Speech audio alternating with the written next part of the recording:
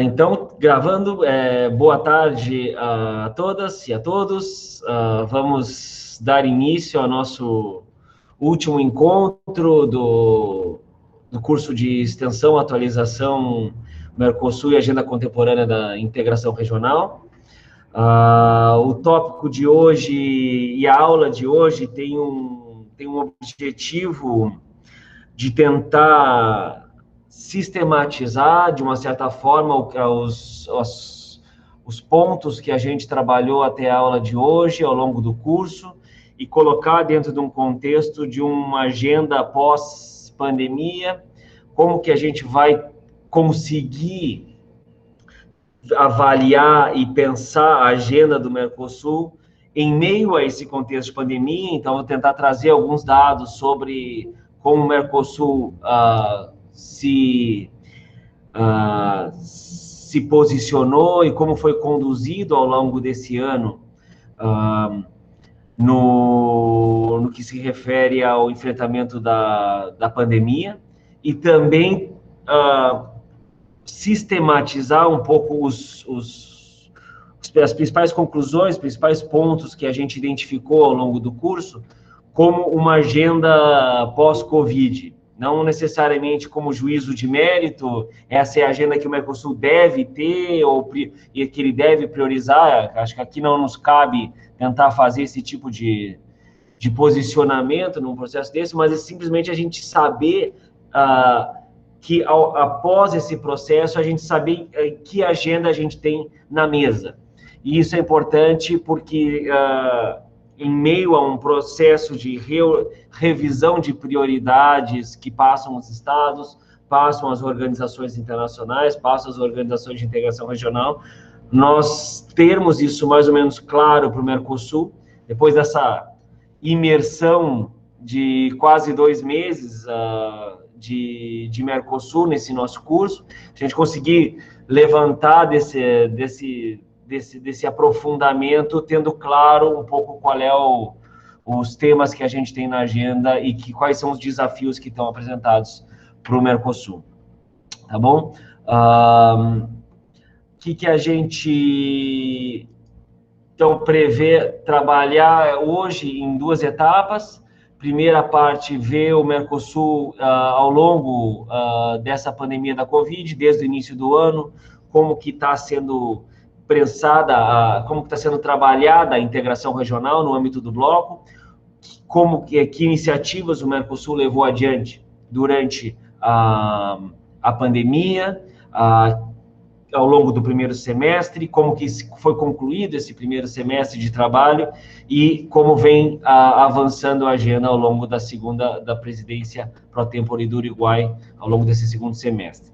Ao fechar isso, a gente tenta direcionar um pouco a agenda do Mercosul para o pós-pandemia, mas pensando menos em propositivo, como eu falei, mas mais do ponto de vista diagnóstico, que a agenda que está na mesa da integração, que está concluindo, que estava na mesa até o final do ano passado e que continuará ao longo do ano que vem e desse segundo semestre também, tá bom? Então, quando a gente fala de Mercosul frente à pandemia da Covid, a gente parte do primeiro ponto que a gente, como bloco de integração regional, em princípio, não tem entre as suas funções, como a gente viu até o momento, nenhuma função, como não tem competência nem de perto parecida com a Organização Mundial da Saúde, da Organização Pan-Americana de Saúde. O Mercosul não se propõe a ser um bloco regional que tem como objetivo prioritário zelar pela saúde pública regional ou global, certo? Então, se a gente começa a analisar o Mercosul frente a uma grande crise sanitária global e regional, temos que saber medir que expectativas ter do Mercosul, quando a gente está falando de um Mercosul que não tem entre as suas funções fundacionais e nem dentre as suas principais, como a gente analisou ao longo do curso, não está a questão da saúde pública. Então, o que faz o Mercosul quando ele tem que enfrentar um primeiro uma pandemia nessa escala que a gente está vivendo ao longo desse ano. A gente passa por alguns pontos aqui que eu vou destacar, que aconteceram ao longo do primeiro semestre, para a gente entender um pouco a relação do Mercosul com o combate à pandemia, dentro da agenda que lhe diz respeito dentro como organização de integração regional. O primeiro ponto que a gente viu surgir na agenda do Mercosul foi logo no dia 19 de março, ou seja, no primeiro dia, a primeira semana de quarentena, que eu acho que foi instalada, tanto no Brasil quanto na Argentina, quanto no Uruguai, instalaram a quarentena já logo nessa semana de março, saiu uma declaração de presidentes, onde já começou a dar o tom do que seria as prioridades políticas do Mercosul em termos de combate à pandemia. E aqui tem um primeiro ponto, que foi um ponto importante, que foi prioritário nesse processo, que foi de retorno de cidadãos e residentes aos seus estados de origem, para poder, num processo de quarentena, não impedir a unificação ou reunificação familiar. Esse é um dos primeiros pontos que era o ponto principal na declaração de presidentes. Segundo ponto, perceber como isso funciona em comunidades residentes em áreas transfronteiriças.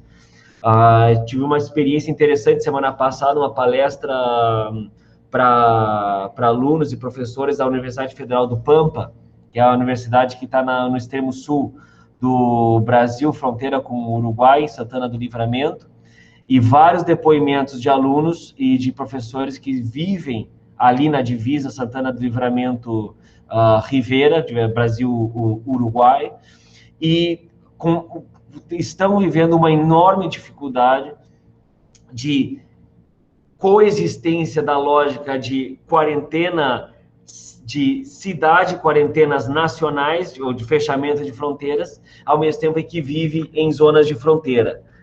Como que pessoas que já estão acostumadas a viver com acesso a transporte público, acesso à saúde, acesso à educação no outro lado da fronteira, e de uma hora para outra a gente tem essas fronteiras fechadas para estabelecimento de quarentenas locais e nacionais. Então, isso foi um grande desafio, e vem sendo um grande desafio, conciliar essa lógica transfronteiriça com a lógica de quarentena, que estava já pensada já como um dos princípios políticos para o Mercosul, lá já como ponto 2 da declaração.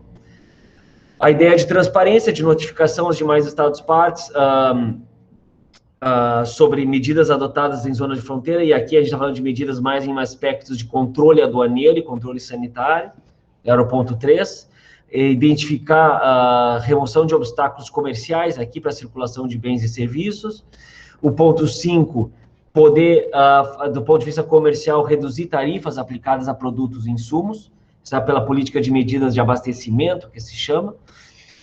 No ponto 6, compartilhamento de informações por todo e qualquer avanço que se alcançasse como boas práticas ministeriais, que houvesse política de intercâmbio de informação, compartilhamento de experiências, de boas práticas nacionais.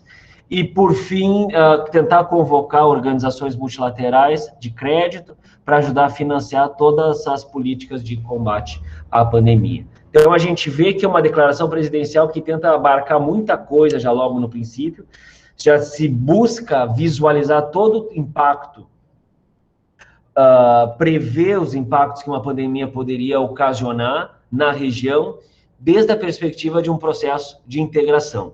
Então, aí a gente já começa a tentar achar que eixos temáticos que uma pandemia pode guardar relação com o processo de integração regional.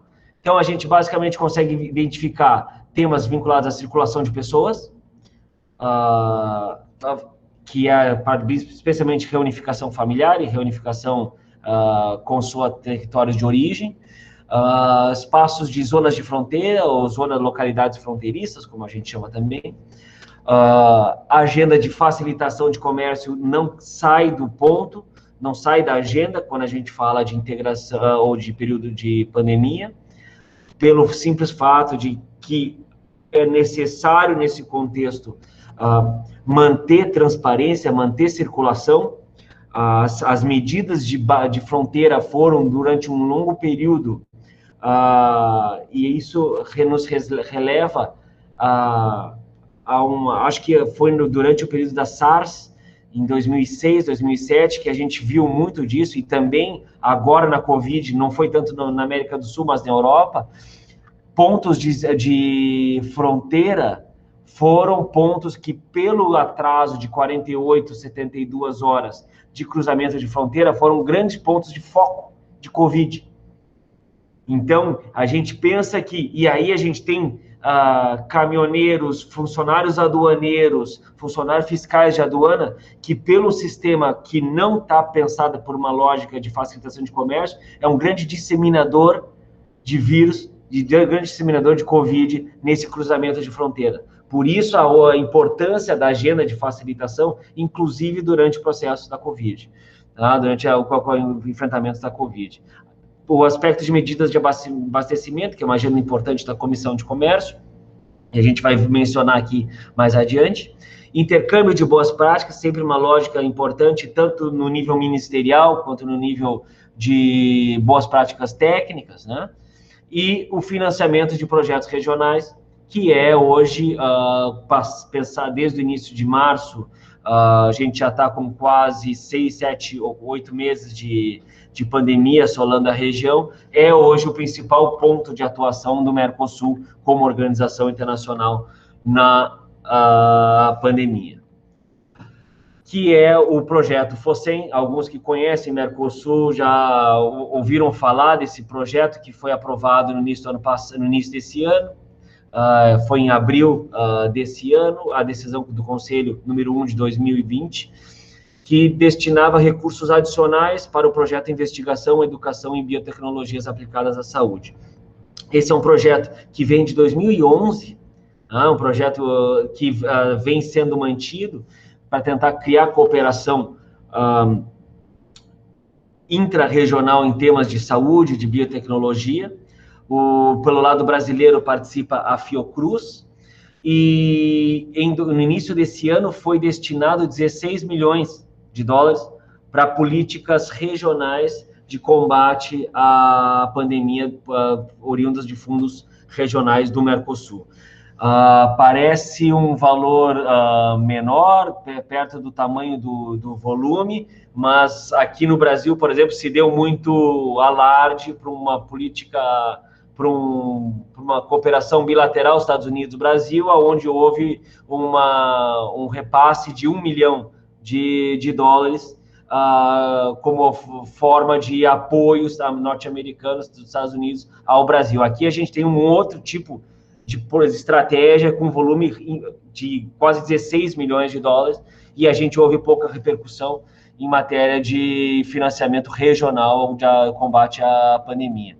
E a gente tem também aqui um processo muito importante que surgiu em razão dessa pandemia, que foi o início da articulação para desenvolvimento não foi da vacina, propriamente dita, a vacina passa por uma cooperação intra-OMS, mas aqui foi grande parte da cooperação que se desenvolveu para fazer os kits de teste rápido, de diagnóstico de Covid. Surgiu grande volume de produção de kits de identificação de teste, surgiu no âmbito desse projeto FOSEM. Então, a gente tem essa larga difusão de kits de teste rápido no Mercosul, a partir que surgiram, em grande parte, por causa desse projeto aqui, que foi financiado pelo FOSEM.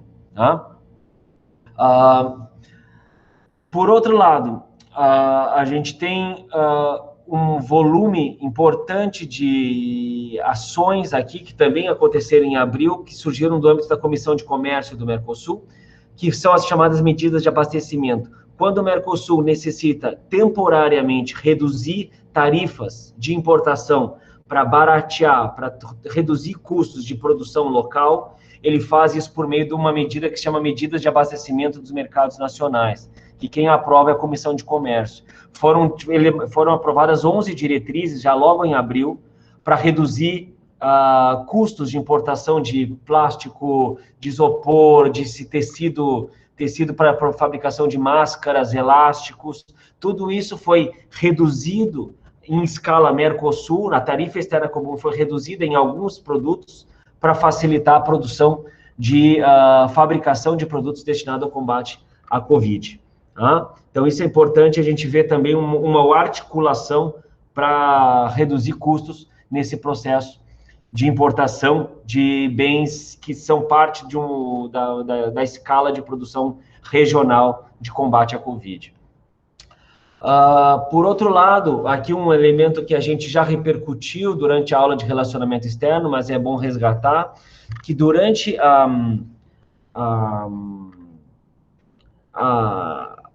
o primeiro semestre, no início mais assustador da pandemia, em abril, a gente viu uma posição dentro do Mercosul de continuidade das negociações externas. Independente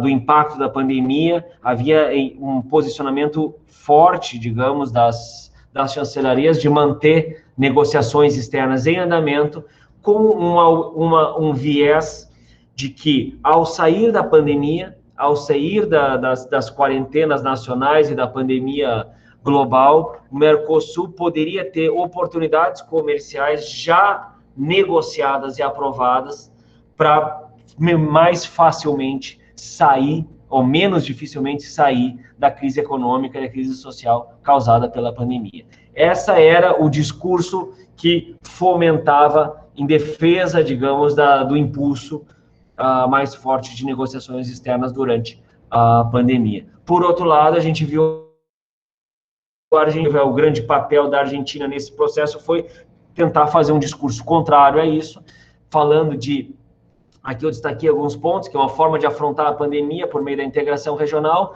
e todas as suas consequências econômicas e sociais. Se prevê uma diminuição brusca de comércio de até 32%, impacto social imprevisível. A Argentina não concorda com as posições de alguns sócios que propunham a aceleração das tratativas frente a acordos comerciais. A Argentina vai tentar afirmar que, durante a pandemia, os esforços estatais têm que estar orientados a combate à pandemia e que, como não se sabe como vamos sair socialmente, economicamente da pandemia, não tem como estabelecer compromissos agora. Sabemos que setores econômicos vão estar ativos, vigentes, quais setores industriais vão à falência, quais setores sociais vão estar mais abalados e atingidos, e sair desse cenário já com compromissos de liberalização comercial aprovados e negociados parece contraditório nessa posição que é assim que se manifesta a Argentina. Ela consegue, a partir dessa nota, gerar essa discussão no âmbito do Mercosul e surge um novo consenso no Mercosul, a partir dessa nota da Argentina, de reafirmar, e entre essa nota, entre as duas notas, entre a nota da Argentina e a nota do PPT, na nota de consenso, há um grande burburinho na imprensa dizendo que a Argentina ia romper com o Mercosul, ia romper com a lógica de consenso das negociações externas, que os demais países iam continuar negociando externamente, a Argentina ia se retirar das negociações. Isso não é o que acontece, ela provoca uma discussão interna, e no início de maio, dia 7 de maio, sai uma nota de consenso, reafirmando o compromisso de negociação conjunta, e o que se faz é diminuir a escala das propostas e se prioriza, em termos de agenda externa, o que fazer. E aqui está a proposta de enfocar negociações já concluídas, União Europeia e EFTA, e isso vai ser trabalhar em revisão jurídica informal, como a gente viu, atuar nas negociações em andamento, Canadá, Coreia do Sul, Singapura e Líbano, manter negociações em andamento, mas não aprofundar, tá? E começar a revisão do aprofundamento de acordos assinados Israel e Índia. E aqui se trabalhou, ao longo desse ano, só Israel. Tá? Então, basicamente, o que se faz nesse processo é tirar o pé do acelerador, manter o diálogo, manter as rodadas de negociação sem maiores compromissos de oferta. Na prática, foi isso que aconteceu. Então, se faz muito trabalho de casa, muito homework e pouco diálogo, pouco intercâmbio de ofertas para esperar amadurecer um pouco mais um diagnóstico do cenário do comércio pós-pandemia. Tá? A presidência pro tempore paraguaia se encerrou em julho desse ano e foi a primeira presidência pro tempore conduzida quase integralmente por videoconferências. Isso fez com que a gente tivesse um delay muito grande, quase 2 meses, para começar a ter as atas disponíveis dentro da página do Mercosul, 2 a 3 meses, tem atas que até hoje a gente não tem esse acesso, e isso está se repercutindo agora na presidência uruguaia. A gente quer buscar atas de algumas reuniões que estão acontecendo, e elas ainda não estão no ar, porque como é na modalidade de videoconferência, tem que ser assinada virtualmente essas atas. Então, durante esse primeiro semestre, foi aprovada o procedimento para assinatura eletrônica, que era algo que a gente ainda não tinha aprovado no Mercosul, todos os procedimentos para assinatura e reconhecimento de assinatura digital. Isso foi, agora, ao longo do primeiro semestre, na presidência paraguaia, foi aprovado. Em termos de temas vinculados à pandemia, foi destacado pela presidência pro tempore paraguaia o projeto do Fundo FOSEM, que a gente já comentou, as medidas de retorno de cidadãos residentes e o intercâmbio de informações de política comercial, basicamente para medidas de abastecimento. Então, esses são os as três ações do Mercosul que puderam ajudar os estados a mitigar os impactos da pandemia, quando a gente fala de relação entre Mercosul e pandemia.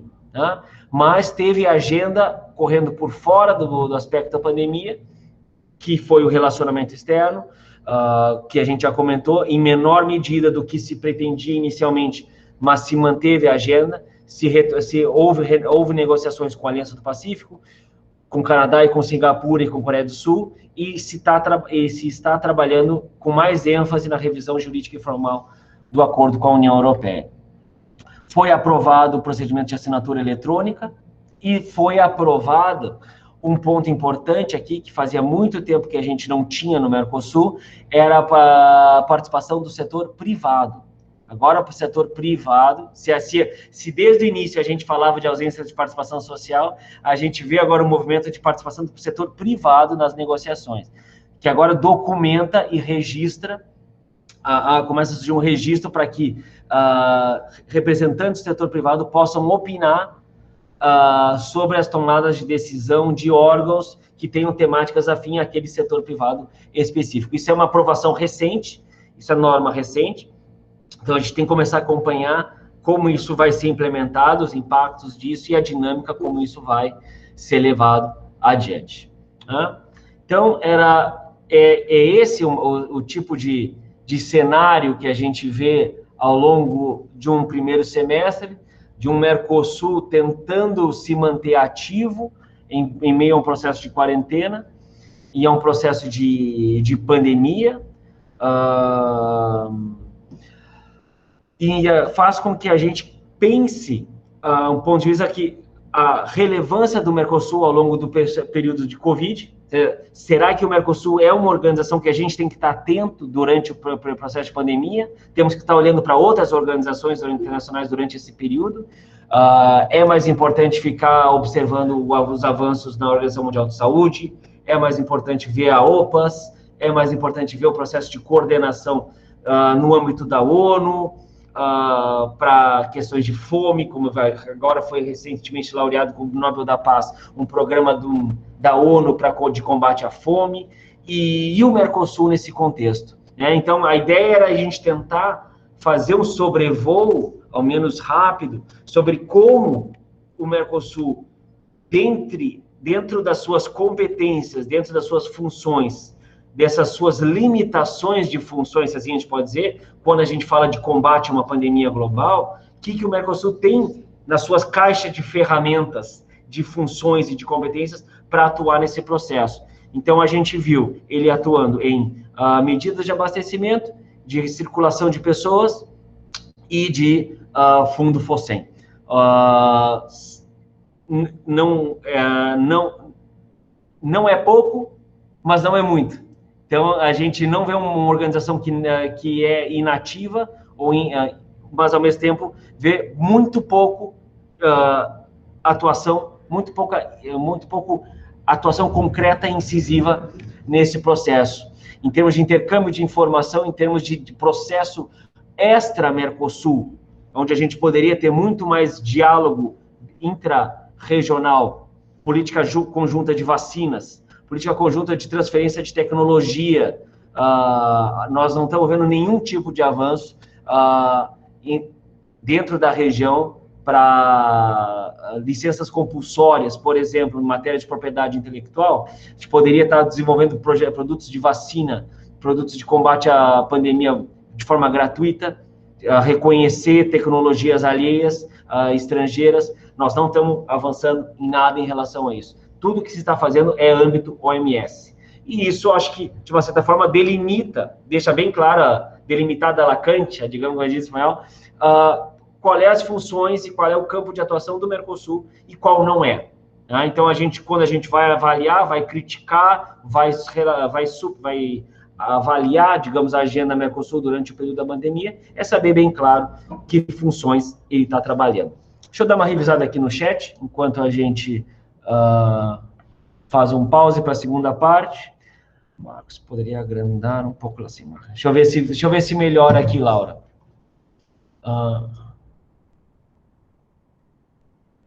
Mudou? Aumentou? Tá ótimo. A Cássio pergunta se a norma sobre participação do setor privado em negociações foi decisão do Conselho. Eu acho que foi em decisão do Conselho, sim, Cássio. Não sei se foi Conselho ou GMC, mas teve uma norma do final de 2019 que estabeleceu que o Mercosul ia começar a contemplar a participação do setor privado em negociações, e depois teve uma norma do início do final do segundo semestre que estabeleceu procedimentos para a participação do setor privado. Então, a gente teve uma que balizou, que eu acho que essa é do Conselho, e a do final do primeiro semestre já é do Grupo Mercado Comum, já é GMC, que regulamenta a participação. Tá? Deixa eu ver se eu não tenho ela aqui. Eu estive conversando com ela a respeito desse tema. Estive conversando com o pessoal a respeito disso. Deixa eu ver se eu localizo ela aqui.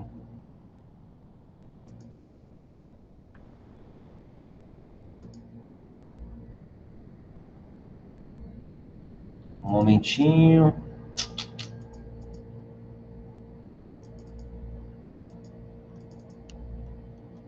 Não salvei.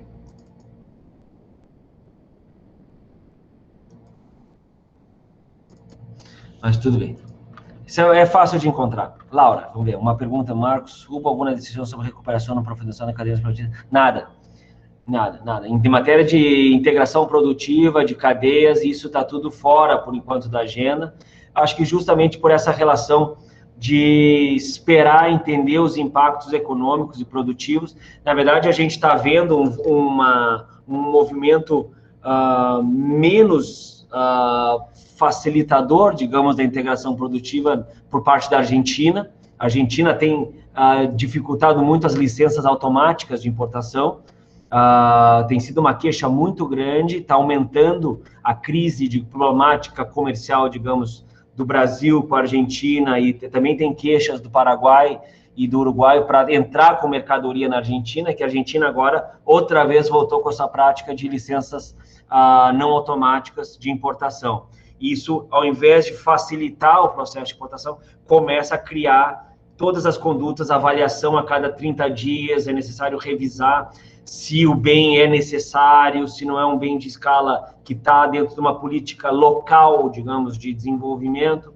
Então, isso está dificultando bastante todo o encadeamento, seja para fornecedor de matérias finais, seja para insumos, está tudo colocado dentro desse contexto.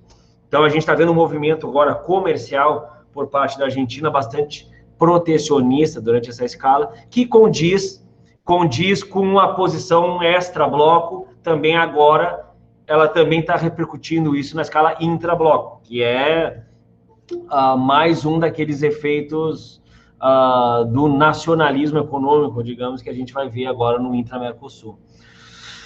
E aí você vai se acompanhar isso aí, pelo visto, até o final desse semestre, a gente pode ouvir bastante ruído, se a Argentina não retroceder em matéria de licenças não automáticas de importação, a gente pode ver algum ruído por parte do Brasil maior para a escalada diplomática, digamos, dessa discussão. Tá? Luan, para além da reunião presidencial das instâncias decisórias, houve reunião ministerial da saúde? Não sei te dizer, Luan, se ministro da saúde especificamente se reuniu. A gente tem que ver, isso a gente pode buscar lá nas atas. Aliás, agora pensando na tua pergunta, lembro que vi na última ata do Conselho um trecho maior vinculado à saúde. Eles se reuniram sim. Agora, o que foi decidido, o que foi cooperado no âmbito do Ministério da Saúde, a gente teria que ver a ata específica. É um bom tema para saber o que foi intercambiado na reunião de ministros. A Cássio localizou aí a norma GMC. Interessante também a Cássio identificar a norma do Conselho, que é a norma que vai estabelecer também a autorização para o setor privado participar nas reuniões. Luiz Rodolfo chegou, bem-vindo, no atraso. Luiz Rodolfo enviou gentilmente, semana passada, um livro da autoria dele, das suas pesquisas na área de direito à concorrência. Depois, quando tiver acesso, vou mandar alguns comentários para ele, vou compartilhar também para vocês aqui, para ir buscarem aí a obra do colega na área de direito à concorrência do Mercosul, legislação antitrust. Isso é uma agenda que volta logo em matéria de aprofundamento da integração econômica, que vai surgir uma legislação que vai ser toda revista para aprofundar, com certeza agora vai entrar nesse aspecto dessa agenda que a gente fala de pós-pandemia. Tá? Podemos continuar? Aqui a ideia não é nada novo, tá? Aqui o que eu fiz foi para a gente tentar fazer como se fosse um resumo dos principais pontos que a gente foi identificando ao longo do curso. Não tem o objetivo não quero retomar todos os pontos. Seria um absurdo a gente resgatar as 18 horas de atividade que a gente teve assíncrona, mas eu selecionei algumas lâminas, alguns slides, onde a gente identificou alguns pontos que foram os pontos de maior incidência, digamos, de onde a gente fica mais cristalino hoje a agenda do Mercosul, para a gente poder avaliar onde que vai estar a agenda central do Mercosul pós-integração. Aqui algumas reflexões iniciais dessa segunda parte. A gente tem que ter claro que quando a gente fala de objetivos atuais do Mercosul, não estamos falando de objetivos de integração econômica e comercial. O Mercosul tem muito claro para si mesmo que a integração regional passa não só por objetivos comerciais e econômicos, mas também por objetivos estruturais e produtivos, também por objetivos sociais e cidadãos, e também, sim, por objetivos políticos e geopolíticos. Tá? O Mercosul não tem nenhuma crise de identidade em relação a dizer, olha, eu tinha uma época que eu era político, uma época que eu era mais comercial, uma época mais social. São objetivos que estão sempre na agenda. Tá? A gente vê desde o princípio esses 4 grandes grupos de objetivos, de meta-objetivos do Mercosul, sempre presentes. Muitas vezes se fala que durante o período mais de esquerda da região é que o Mercosul se tornou mais social e político. Não é verdade, a gente viu semana passada que o Mercosul nasce com uma orientação de desenvolvimento social, de justiça social, desde o Tratado de Assunção. Ele ficou mais político depois dos anos 2000.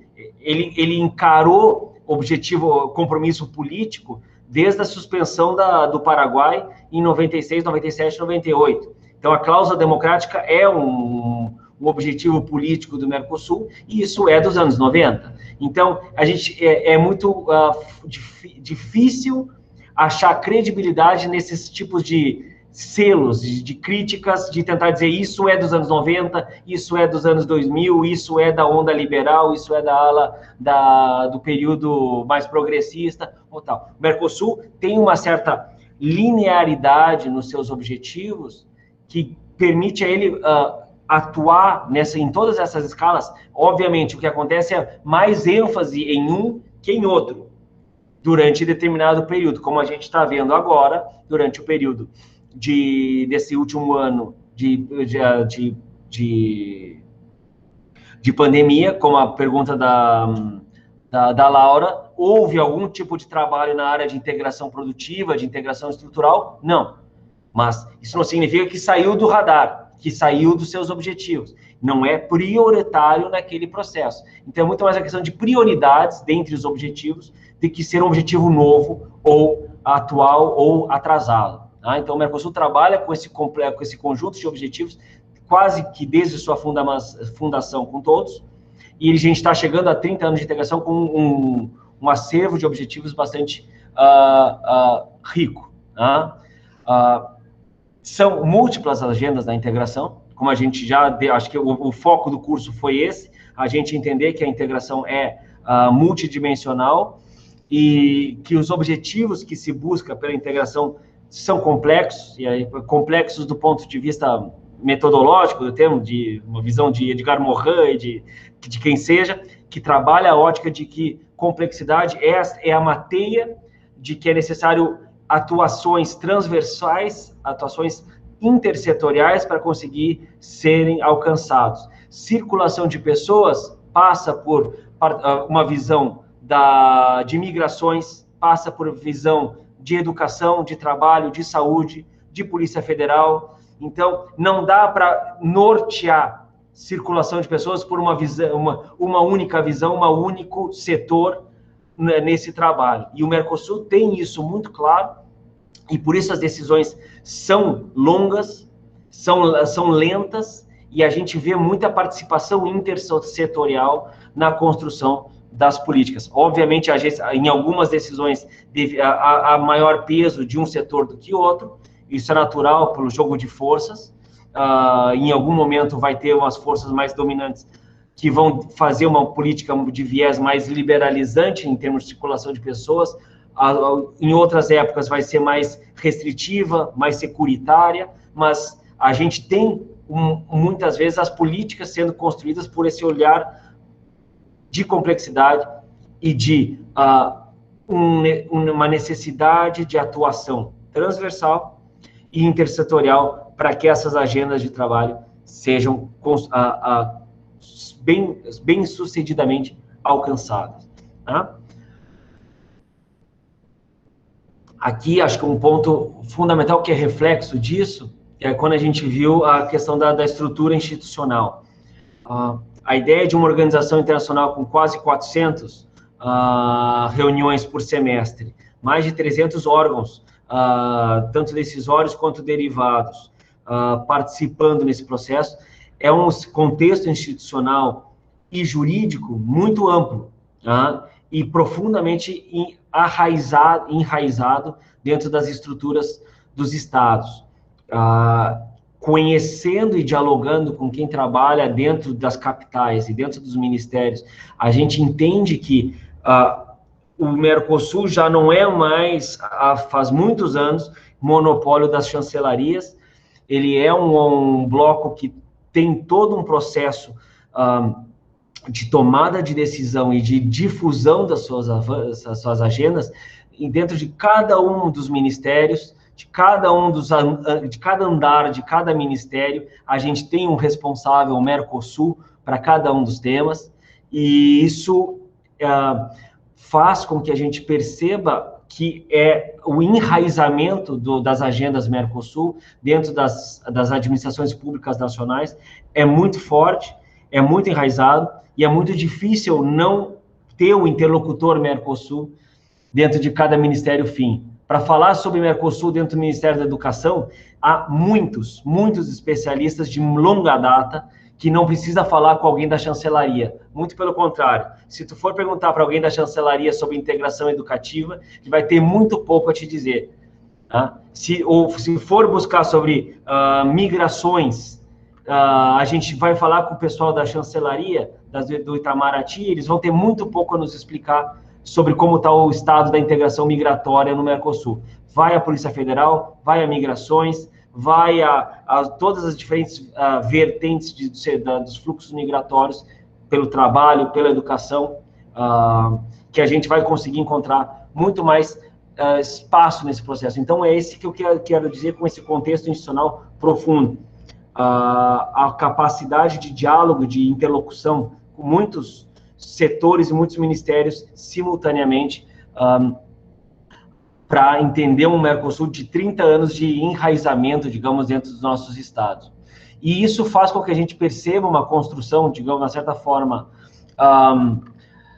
gradual e constante, e esse gradual não significa rápido, e o constante não significa sem crise, né? Então, mas a gente vê uma construção gradual e constante da integração. Para a gente entender o desenvolvimento social do Mercosul, a gente precisa contar uma história de 30 anos, da mesma forma como para entender o desenvolvimento da integração econômica, digamos, do Mercosul, também é necessário contar um período de quase 30 anos. Então, são vários eixos da integração regional que estão sobrepostos e atuando de maneira muito presente ao longo da agenda, às vezes mais, às vezes menos, e isso faz com que a gente tenha essa clareza de que a agenda é constante e que a agenda é gradual, não é nunca prioritária, não é nunca exclusiva. Tá? Deixa eu ver aqui que surgiu aqui, Nicole, para quem possa interessar. Um livro sobre Mercosul no grupo de pesquisa. Depois vamos conversar sobre isso, Nicole, me escreve, vamos entender aqui para a gente poder também circular também dentro do grupo, tá? Para a gente poder circular também a produção de vocês do grupo. Muito bom saber. Acho que tem não sei se colega tua, recebi um dia desses um contato de uma colega que está fazendo pós-graduação também na PUC do Paraná, acho que em nível de mestrado, também sobre Mercosul. Interessante ver que os nichos de pesquisa sobre Mercosul vão se consolidando nas universidades, às vezes mais, às vezes menos, mas a gente vai mantendo esses focos. Aqui eu acho que é um pouco o resumo do que a gente trabalhou ao longo do curso. A gente ter claro, quando a gente sair, digamos, da pandemia, quais são os pilares da agenda do Mercosul que vão estar lançados para mover a agenda do Mercosul ano que vem ou próximo. Né? A gente tem, modernização institucional. Todo nesse processo de reforma da estrutura institucional, tanto em matéria de otimização, de coordenação intrainstitucional, como também de modernização das ferramentas, de reuniões virtuais, de assinatura eletrônica, de otimização, digamos, de toda a burocracia pública internacional. Em termos de facilitação do comércio, nós focamos bastante ao longo desse processo, ao longo desse curso, entender um pouco a dinâmica da facilitação de comércio e o papel que ela desempenha hoje como agenda. Integração econômica seria para a gente focar todos os temas que vão além da integração comercial, e a gente fala de investimentos, a gente fala de compras públicas, de propriedade intelectual, concorrência, como eu havia mencionado agora sobre legislação antitrust, relacionamento externo, que hoje é um dos grandes carros-chefe da revisão da agenda, de modernização da agenda do Mercosul, vai continuar de forma muito forte. Acho que é uma tendência que agora foi lançada e que não vai retroagir de maneira tão cedo. integração fronteiriça com a consolidação do acordo de localidades fronteiriças vinculadas do final do ano passado. É uma agenda que também agora basta sua entrada em vigor para uma consolidação muito forte. A gente vai ter agora esses espaços fronteiriços cada vez mais demarcados. O Mercosul ficou uns 30 anos, todo o seu processo de existência, lutando para reconhecer essas localidades fronteiriças como espaços juridicamente, politicamente autônomos. Agora que isso foi consolidado, a gente vai ver essa agenda cada vez mais presente, agora na região. O Estatuto da Cidadania, com previsão para ser lançado ano que vem, com esse rol de direitos fundamentais listados, e a Agenda 2030, que vai perpassar toda essa discussão com um norte de desenvolvimento sustentável, perspectiva social, econômica, ambiental. A gente vai começar a ver essa linha de argumentação e essa política internacional de busca do desenvolvimento global sustentável começar a atingir cada uma das agendas do Mercosul, não só as da dimensão social, mas prioritariamente na dimensão social. A gente vai ver isso como fundo para justificar no processo de relacionamento externo, como a gente já está vendo, argumentar a Agenda 2030 como o não respeito à Agenda 2030 como argumento para não incorporar o acordo Mercosul-União Europeia. Ou seja, a gente começa a ver essa Agenda 2030 perpassar todos os pilares do Estado, que é isso, esse é o seu propósito, e dos Estados e do Mercosul. Tá? Como estão de tempo e de paciência para a gente repassar agora, ponto a ponto, algumas das lâminas? Estamos bem? Então, vamos lá. Em matéria de dimensão institucional, eu quero resgatar alguns, depois vocês vão vincular isso às aulas específicas sobre cada tema, mas eu quero destacar alguns pontos aqui. Na matéria de dimensão institucional, não percam de vista essa parte que é vinculada à proliferação de órgãos. Lembrem-se de resgatar essa ideia aqui. A gente está falando de um bloco que hoje já tem quase 300 órgãos. E isso é hoje um processo de geração de mais de 500 reuniões, 500 atas, 500 tomadas de decisão, seja de nível técnico, de nível infradecisório, mas de decisório final, 7.000 reuniões ao total. Isso gera um processo de proliferação e de descoordenação de muitas reuniões, de muitas tomadas de decisão. Então, isso é algo que o Mercosul vai ter que enfrentar logo. Ele já está enfrentando, a gente vai ver isso se consolidar mais adiante, quando a gente vê os resultados do que está sendo trabalhado há cerca de 2 anos, que é o processo de revisão da estrutura institucional do Mercosul. É acompanhar isso como uma agenda muito importante. Essa é uma agenda mais antiga, que vem do processo da ordem jurídica, ou da desordem jurídica do Mercosul. O Mercosul tem um proselitismo muito grande em matéria de produção de normas, são mais de 3.500 normas nesses 29 anos de Mercosul. Não temos ainda ferramentas durante esse processo para consolidar a hierarquia do direito do Mercosul sobre os direitos nacionais, da mesma forma como a gente tem na União Europeia. Essa ausência da primazia do direito da integração não é uma constante para todo o bloco. A gente tem muita dificuldade de manter a coordenação do estado de vigência das normas, vigente para vigente para 2, não está vigente para os 4, ou depois que está vigente para os 4, algum país unilateralmente decide revogar essa norma no plano nacional. Ou seja, isso é muito difícil manter essa ordem, entre comillas, jurídica do Mercosul, pelo fato da gente não ter esses mecanismos de controle da coerência e da consistência jurídica do Mercosul. Também, do ponto de vista de organização internacional, quero resgatar esse aspecto das questões financeiras e orçamentárias.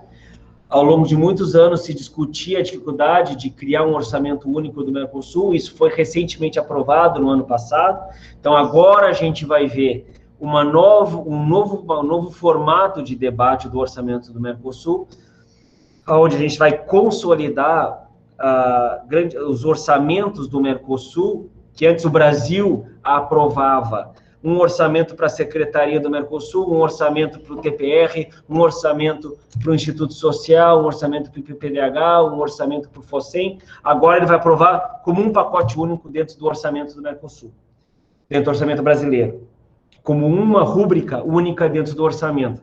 Se isso vai ser tratado com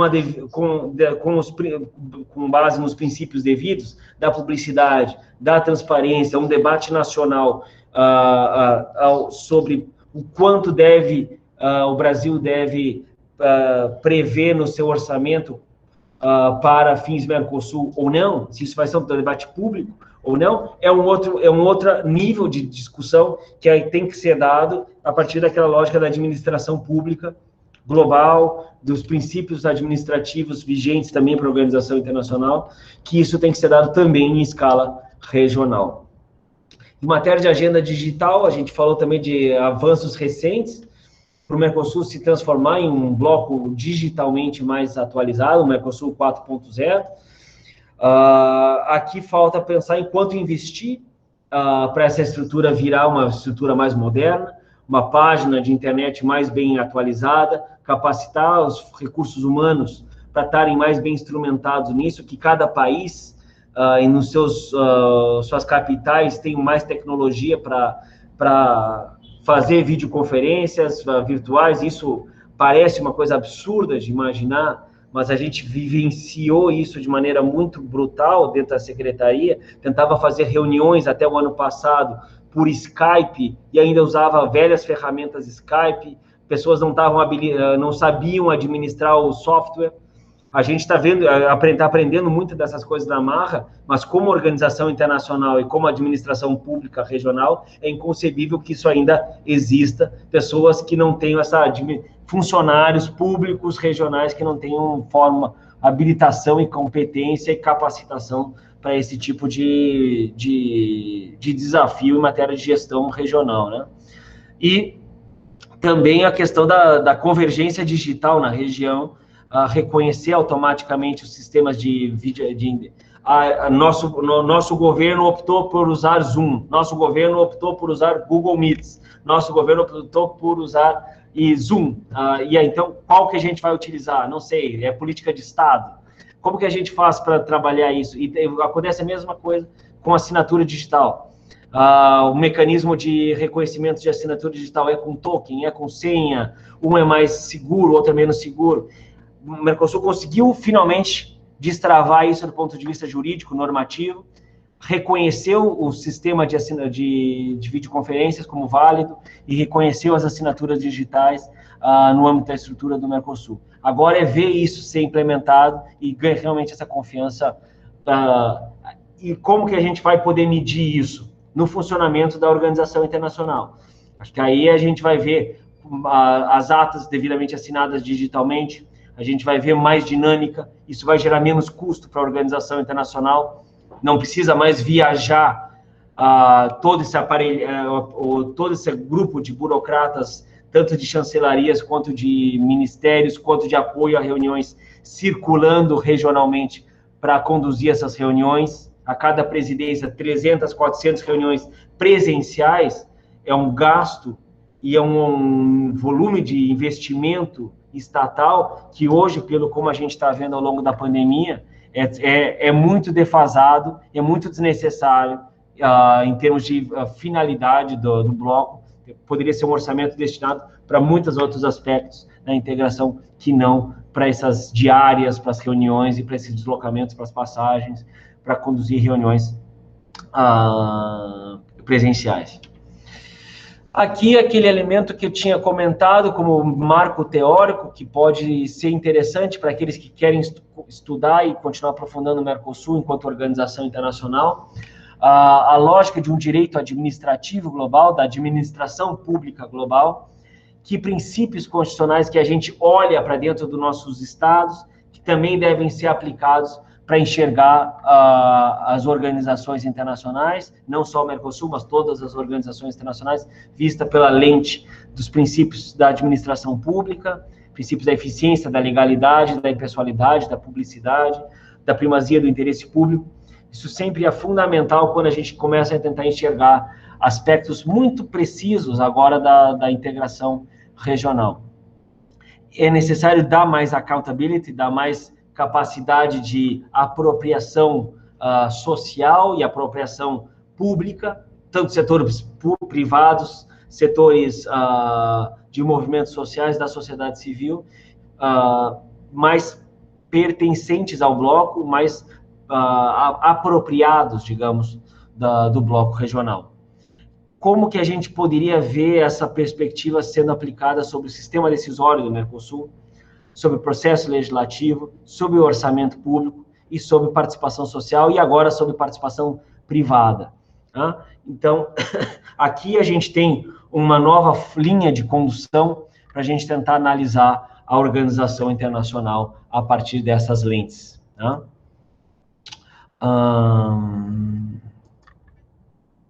Alguma dúvida, alguma reflexão, alguma pergunta para a gente passar para o próximo ponto? Deixa eu ver aqui no chat. Nicole já promovendo um debate paralelo sobre o Congresso. A gente já começar a divulgar, isso vai acontecer muito, essa iniciativa que a Nicole está comentando, ao longo do ano que vem a gente vai ter muita atividade de difusão, de reflexão sobre o Mercosul. Espero que com esse curso vocês consigam ter possibilidades para aportar e nessas discussões ano que vem, desde cada uma das suas funções, com o seu know-how, colaborar, construir produtos, intervenções, artigos, palestras, trazer novos temas, livros. Isso é um trabalho conjunto que... Isso é uma coisa que depois, mais para o final, eu ia comentar com vocês. Eu acho que tentar criar algum tipo de formato de rede para esse grupo que se inscreveu e que participou de maneira mais ativa nesse curso, manter vínculo, a gente poder ter intercâmbio por e-mail, novidades que cada um vá produzindo, porque são sempre redes novas que a gente vai construindo. A gente já participa, cada um, de suas próprias redes de pesquisa, mas com um evento desse a gente conseguiu integrar várias universidades que muitas vezes não participam das mesmas redes, participam de redes paralelas, na Argentina, no Brasil, gente do México que está participando, várias regiões do Brasil aqui, várias regiões da Argentina. Então, a gente vai poder criar algum tipo de atividade, algum formato de trabalho. Eu tenho os e-mails de todos aqui, depois a gente vai juntos tentar achar um formato para manter esse vínculo mais ativo. Tá? Então, passando para o segundo bloco de reflexão na área de dimensão externa. Também tivemos 2 aulas vinculadas à dimensão externa, uma específica sobre relacionamento externo do Mercosul, sobre a agenda de relacionamento externo, e uma segunda sobre o acordo Mercosul-União Europeia de forma mais precisa.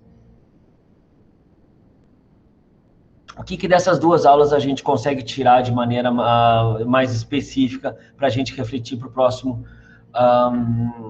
os próximos tempos que virão para o Mercosul? A agenda que o Mercosul tem hoje apresentada para si mesmo é enorme. Isso a gente tem que entender, cada país desses como uma complexidade de negociações, é uma realidade econômica de uma contraparte com que um acordo bem ou mal negociado pode gerar efeitos positivos ou negativos, tanto para cada um dos nossos países ou como região, que a dificuldade e o desafio de negociar cada um desses acordos é tremendo, para que sejam acordos frutíferos e com boa produção e com bom resultado para a região em forma de conjunto. Tá? E também aqui a gente tem que romper com o mito do Mercosul ser um bloco fechado, que tem pouco dinamismo internacional. A gente tem uma ampla agenda de diálogo internacional, cada um em seu nível de aprofundamento, cada um em seu nível de implementação, acordos já vigentes que já estão em processo de revisão, de atualização, de aprofundamento, acordos que estão em fase final de negociação, acordos que estão negociados, que estão concluídos, que estão em fase de revisão. Ou seja, é uma agenda extremamente rica, ampla, cada um deles tem o seu nó a ser destravado pelas técnicas de negociação comercial, política, econômica, mas que dá uma riqueza importante para o que significa essa dimensão externa do Mercosul. E ela é rica aqui pelo impacto que essas cláusulas que estão inerentes dentro desses novos acordos comerciais são ferramentas jurídico-políticas extremamente relevantes. E aqui relevantes tanto do ponto de vista positivo quanto negativo. E a gente tem que saber entender que cláusulas comerciais, cláusulas jurídicas, têm esse viés tanto positivo quanto negativo. Eles são custos, digamos, políticos e econômicos para a negociação, e por isso que são muito bem negociados e muito bem escolhidas quais cláusulas adotar ou não adotar dentro de cada acordo comercial. Tem cláusulas comerciais, cláusulas anticorrupção, cláusulas ambientais, cláusulas sociais e as cláusulas de desenvolvimento sustentável. Cada uma delas é um universo em si mesmo, nós falamos sobre elas. Quem tiver buscando vinculação desses temas na esfera externa, na esfera internacional, é hoje uma das grandes agendas de pesquisa da área do direito internacional econômico, entender como a regulação advinda dos acordos bilaterais, dos acordos comerciais bilaterais, dessa nova onda de acordos, está impactando a realidade local, a realidade nacional, de uma forma que o direito internacional, em geral, não estava conseguindo. Como, traduzindo, a Agenda 2030, o direito internacional do meio ambiente, os ODS, não eram uma preocupação dentro do Brasil. O Brasil não discutia a Agenda 2030, não discutia o direito internacional do meio ambiente de forma tão permanente, de forma tão urgente, como a gente está ouvindo desde o ano passado, por causa da incorporação, da conclusão do acordo Mercosul-União Europeia. É uma porta de entrada para os grandes ramos do direito internacional, que vão gerar discussões decorrentes dessas cláusulas. Isso é um campo de atuação muito importante dos negociadores de acordos comerciais, e a gente vai ver isso acontecer de forma muito mais presente quando a gente avançar nas discussões de incorporação dos novos acordos comerciais. Quando começar a discussão de ratificação, como cumprir com essas cláusulas, como se adaptar a cada uma dessas cláusulas, gera um efeito spillover na realidade nacional muito grande, cada uma dessas cláusulas. Aqui, só em matéria de comércio e desenvolvimento sustentável, a gente viu todo esse arcabouço de regras internacionais que estão embutidas dentro de uma única cláusula, que é a cláusula de desenvolvimento sustentável. Passa por cumprimento da Agenda 2030, passa por cumprimento das convenções da OIT, passa por cumprimento do acervo da ONU sobre meio ambiente, passa por fazer parte e cumprir o Acordo de Paris, passa por cumprir a Convenção de Biodiversidade, de Diversidade Biológica, passa pela gestão sustentável de florestas, passa pela gestão sustentável de pesca e agricultura, ramos que praticamente todos nós somos leigos ou desconhecedores de cada um deles, mas que hoje são ferramenta fundamental para a negociação internacional e para a gestão de um acordo comercial e para a gestão do Estado, se o Estado faz parte daquele acordo comercial. Ou seja, não tem como desconhecer hoje em dia esse tipo de acervo normativo que hoje é extremamente condicionante para os Estados que fazem parte dessa tendência de assinar novos acordos comerciais. Tá? O Mercosul vem passando por essa profunda ampliação e renovação do seu direito à integração. As regras internas do Mercosul estão todas em processo de reformulação por causa dessa tendência de aderir aos novos acordos. Está revisando o direito internacional do comércio, o direito internacional econômico de maneira mais ampla, direito internacional dos direitos humanos, quando a gente fala de regras de migratória, de regras trabalhistas, regras de seguridade social, e o mais presente na área do direito internacional do meio ambiente, que por meio desses acordos a gente está revisitando muito do nosso acervo jurídico nacional, que estava muito defasado, muito incompatível com esses novos acordos que a gente viu agora no slide anterior. Um exemplo do direito internacional econômico, estava lendo a respeito agora, a OMC está recentemente celebrando avanços na área do protocolo de facilitação de investimentos da OMC. Eles, do ponto de vista multilateral, no âmbito da OMC, os países recém estão começando a avançar em matéria de consensos multilaterais.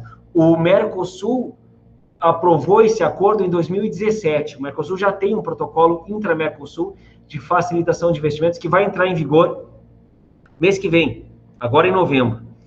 E isso mostra como a gente, do ponto de vista regional, alcançou esse consenso de forma muito mais rápida do que no plano multilateral, e isso veio, em grande parte, por causa desse impulso que os blocos do Mercosul, dos países do Mercosul, estão dando para as negociações bilaterais. Ou seja, o caminho bilateral de novos acordos comerciais está fazendo entrar uma agenda na região que, pelo plano multilateral, não está chegando, ainda está recém começando. Então, é um caso interessante para a gente entender como essa abertura do Mercosul às negociações comerciais contemporâneas está fazendo a gente se reinventar e revisitar. Então, está renovando, está promovendo essa convergência na região e vai ser um grande fator para a governança da região. Então, a gente vai ver por aqui um caminho de pressão, um mecanismo de pressão e de governança regional decorrente dessas grandes cláusulas que estão presentes nos acordos comerciais. Tá?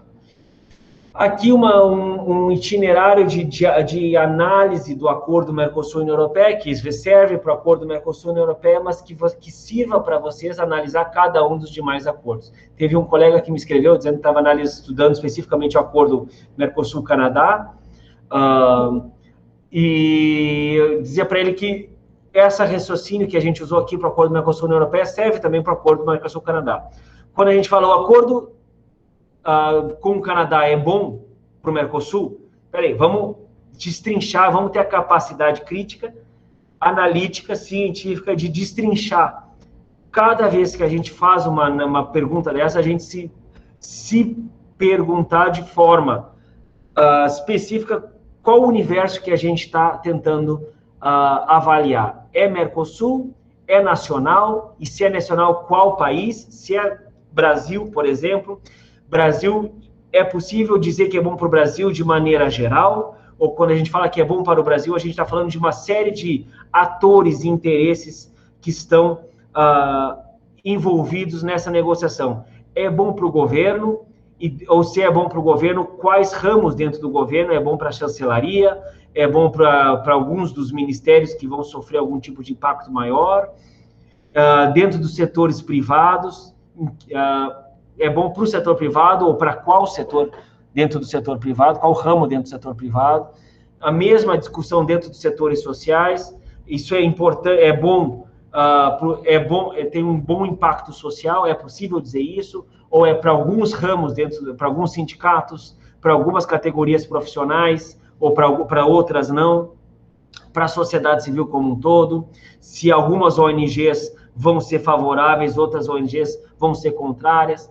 Isso é muito importante, a gente ter essa capacidade de análise crítica e muito setorizada para entender o que significa a complexidade de um acordo comercial, tanto de um acordo coletivo ou birregional, como é o Mercosul-União Europeia, como pode ser também para um acordo Mercosul com o Canadá.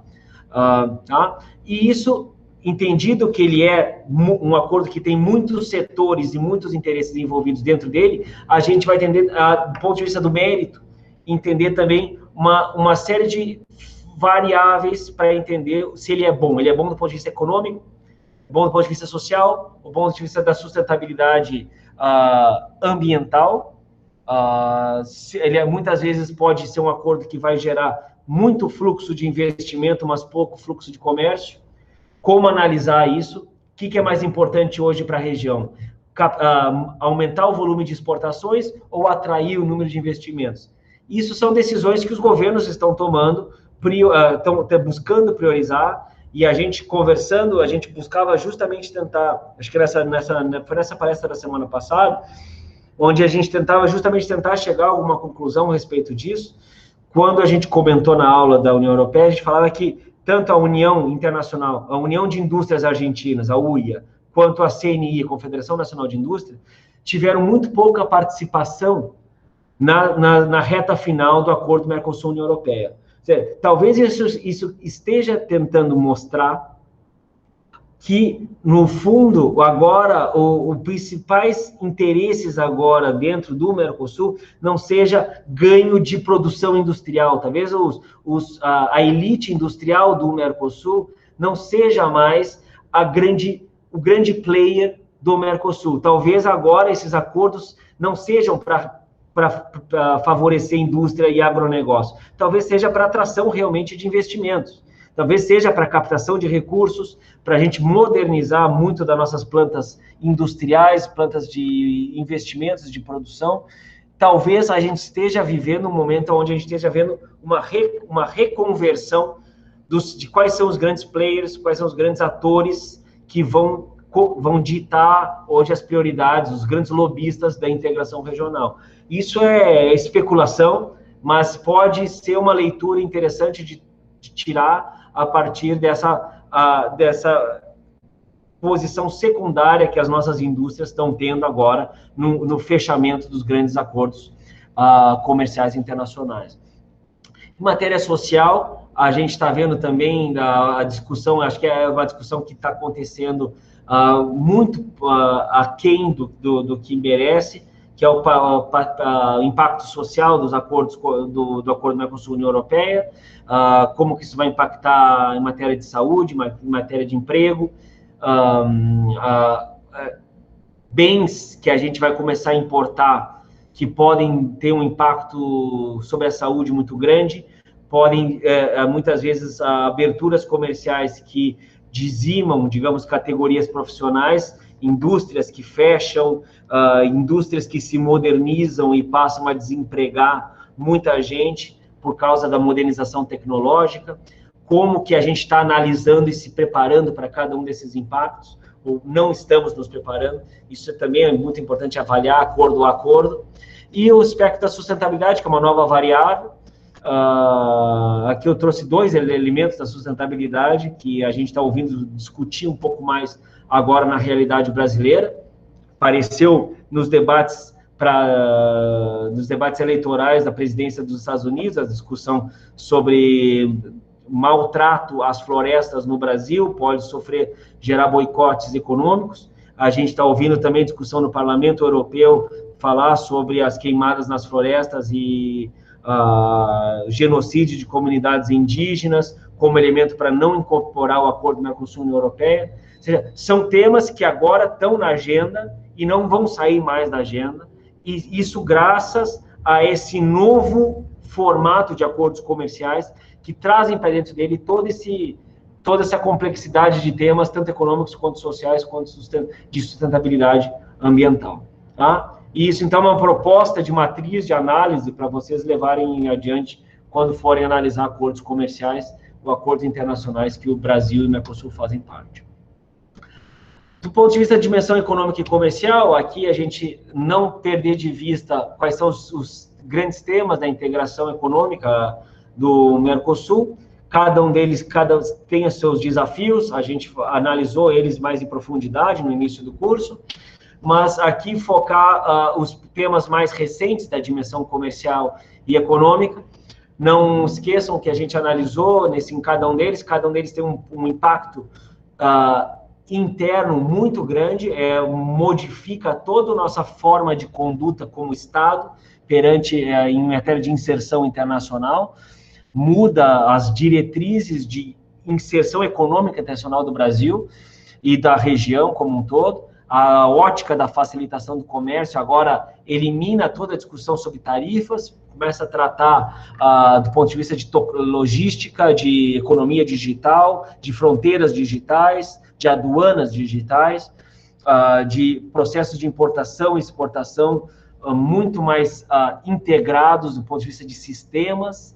Isso é um tipo de agenda que a gente está longe de tratar dentro da academia, das universidades. A gente não fala sobre isso em sala de aula, a gente não fala sobre isso em cursos de direito, em cursos de ciência política, em cursos de relações internacionais. Isso está dentro de um tópico de discussão, dentro de um curso de formação técnica, tecnológica, de técnico em aduanas, de despachante aduaneiro. Então, é uma abordagem que a gente tem que se apropriar se a gente quer saber atuar sobre temas mais práticos, mais incisivos, que a integração regional está se debruçando para negociar.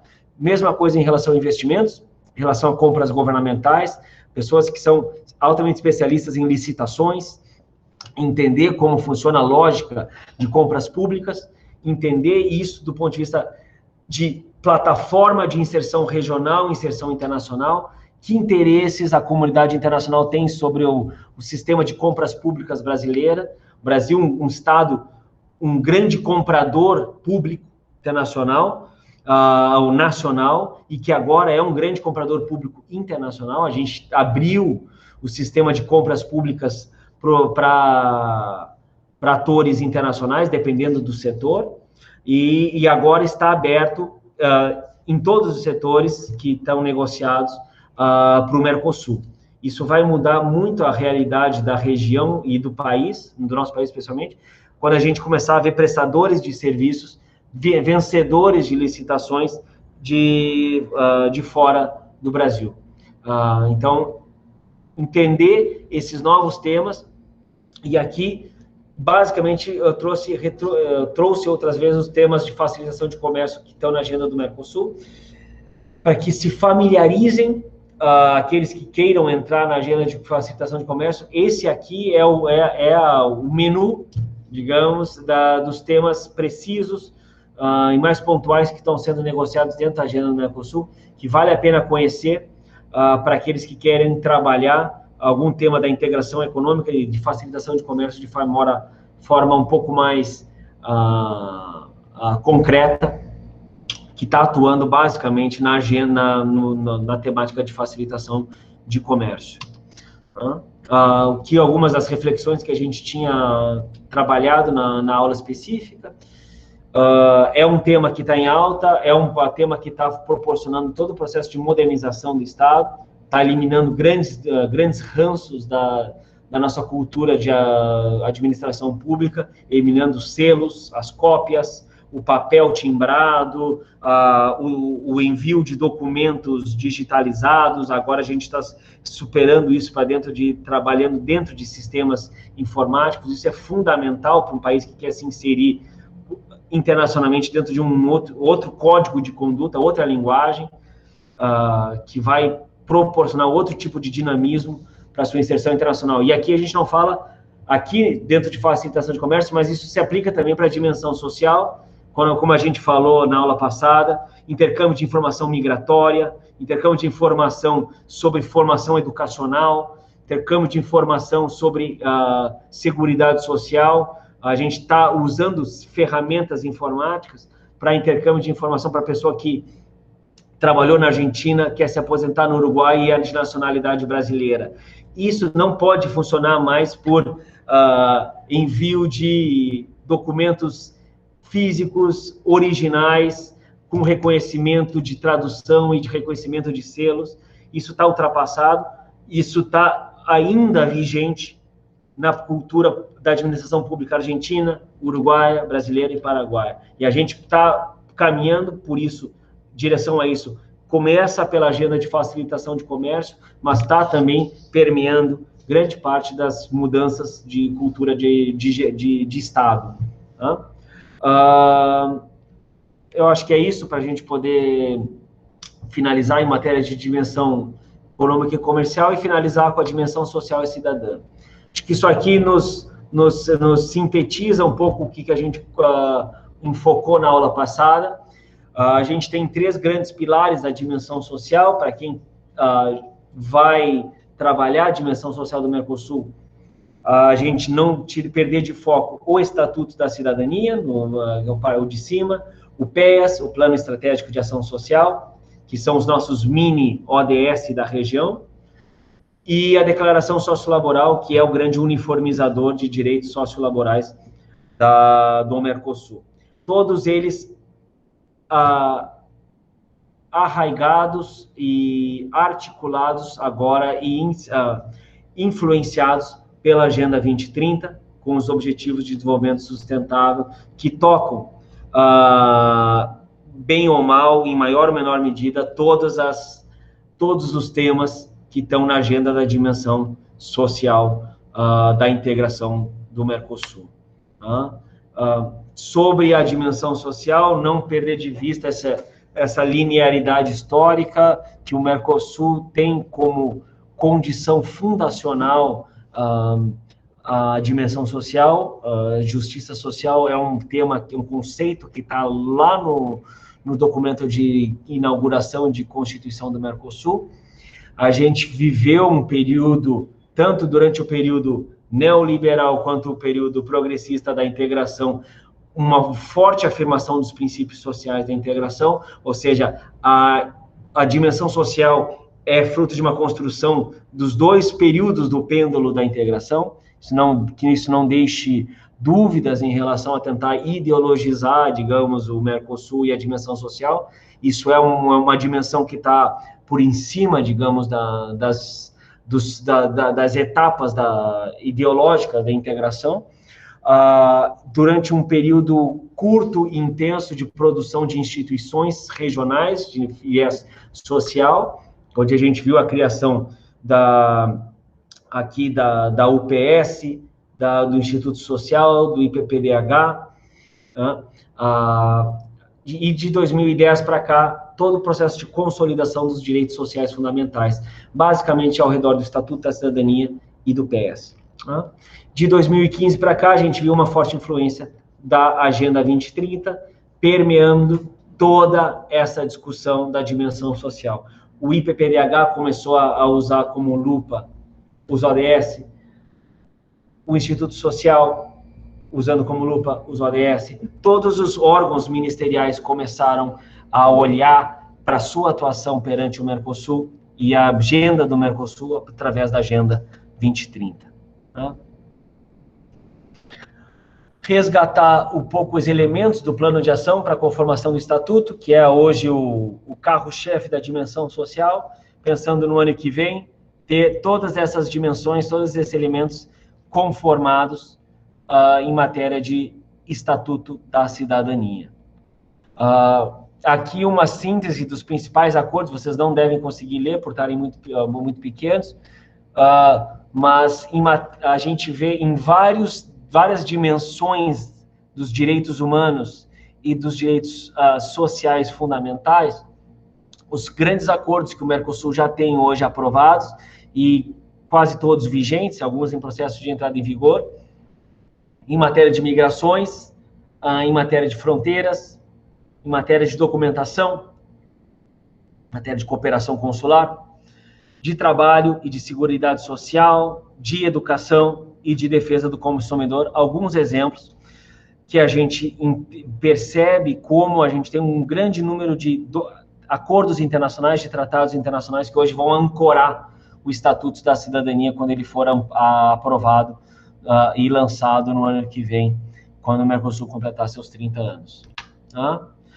Que desafios a gente vê em matéria de dimensão social? Algumas coisas que a gente discutiu semana passada, de todos esses direitos que estão lançados no papel, e isso a gente não fala só sobre o Mercosul, isso para quem é conhecedor de direitos humanos e direitos sociais e que trabalha nessa área, sabe que isso não é algo que se aplica só ao direito do Mercosul, também ao direito internacional, mas basicamente aos direitos humanos em geral.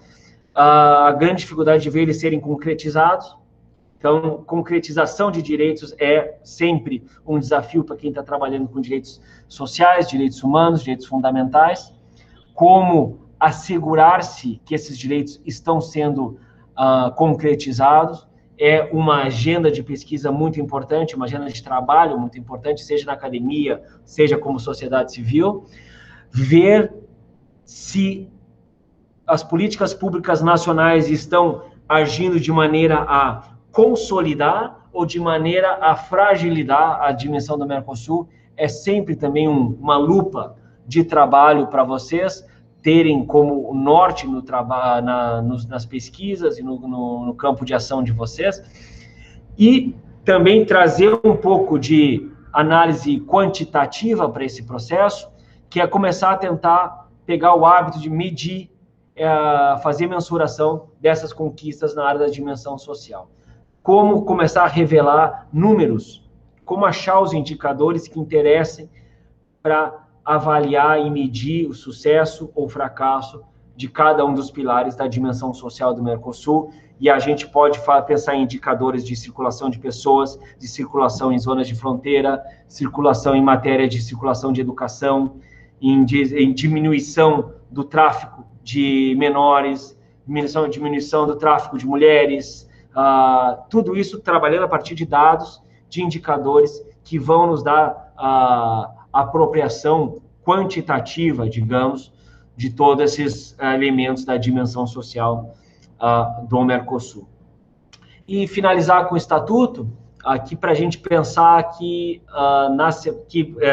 trazer essa mesma discussão para dentro do Estatuto, que tem como prazo de concretização o ano que vem, trazer algumas discussões sobre a conformação dele, que ele está nessa etapa final, ele vai estar finalizando agora no final do ano, essa consolidação do conjunto de direitos, mas aqui o foco vai recair basicamente sobre a sua implementação.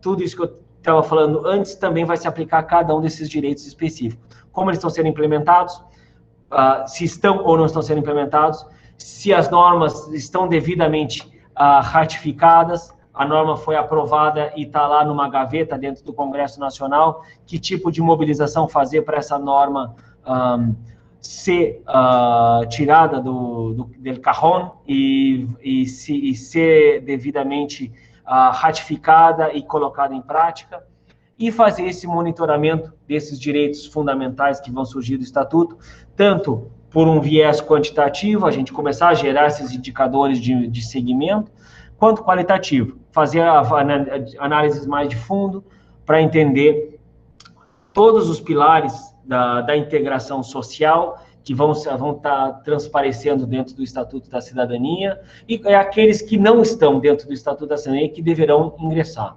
Tá? Então, é isso.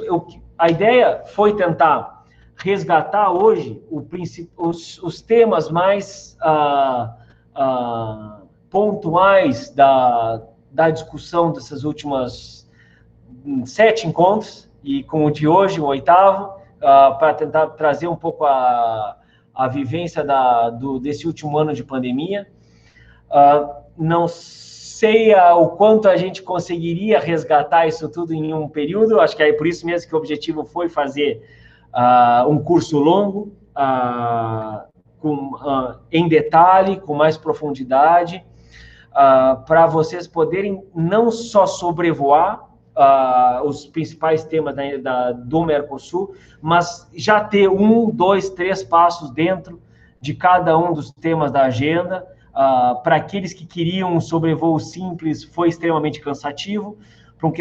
Para os que quiseram aprofundar em um dos temas, foi pouco. Então, é sempre difícil a gente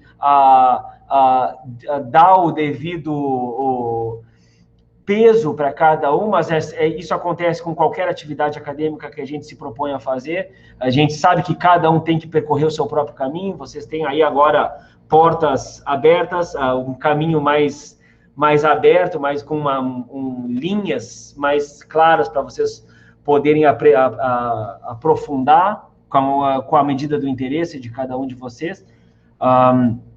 Eu queria agora pedir que vocês abrissem o microfone e comentassem um pouco a experiência de vocês, dúvidas que surgiram. Estou ouvindo, deixa eu ver aqui no chat o que a gente tem aqui pela frente. Luan, o alcance sul-americano do Mercosul não está na pauta das relações externas ou no momento ele está embutido na convergência com a Aliança do Pacífico?